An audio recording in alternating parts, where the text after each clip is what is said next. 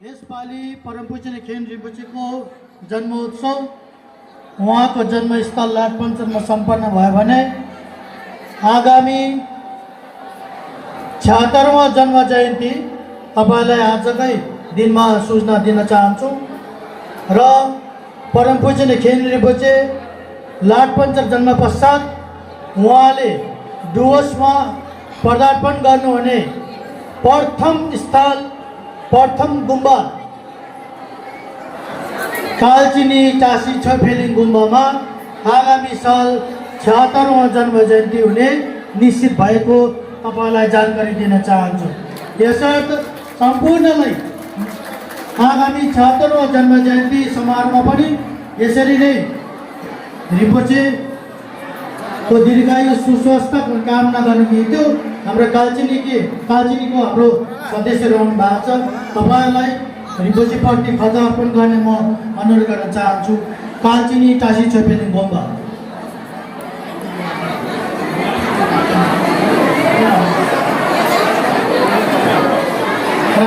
कालचिनीका गुम्बाको सदस्यहरू र आजको दिन विशेष दिन हो।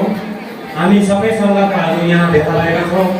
आज हाम्रो मार्गदर्शक र हामीलाई धर्म भनेको के हो भन्ने बुझाउने र हाम्रो भेगमा धेरै धर्मको कमी थियो। हामी बौद्ध हौँ भनेर हामीलाई थाहा थियो, तर हामीले कुन प्रकारले हामीले बौद्ध धर्म पालन गर्नुपर्ने यो हामीलाई थाहा थिएन। र उहाँ हाम्रो रिम्पोछे आचार्य साङ्गे लोधोज्यू प्रथमचोटि हाम्रै गुम्बाबाट आउनुभएका वहीँदेखि नै उहाँले धर्मको प्रचार सुरु गर्नुभएको थियो। र हाम्रो क्षेत्रमा अहिले धेरै नै धर्मप्रति छन् र धर्म के हो भन्ने सबै बुझिसकेका छन्। यो सबै दिन हाम्रो रिम्पोछेजीकै हो। र हामीले यो 75औं जो उहाँको जन्म जयन्ती थियो यो हामीले हाम्रै गुम्बामा मनाउने भनेर सोचेको थियौँ, तर पछि सुन्नमा आयो यहाँ उहाँको जन्मस्थलमा हुने भएको छ भनेर।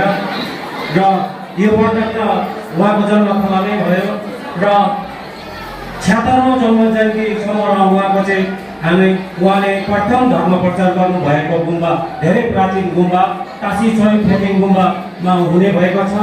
र म सम्पूर्ण बौद्ध धर्म अनुयायीहरू, हाम्रो सङ्घका सम्पूर्ण अनुयायीहरूलाई निमन्त्रण अहिले नै गर्दछौँ कि 2027 को 76औं जन्म जयन्ती हाम्रो रिम्पोछेजीको हाम्रो गाउँमा हुने भएको छ। तपाईँहरूलाई अहिले नै हामी निमन्त्रणा गर्दछौँ।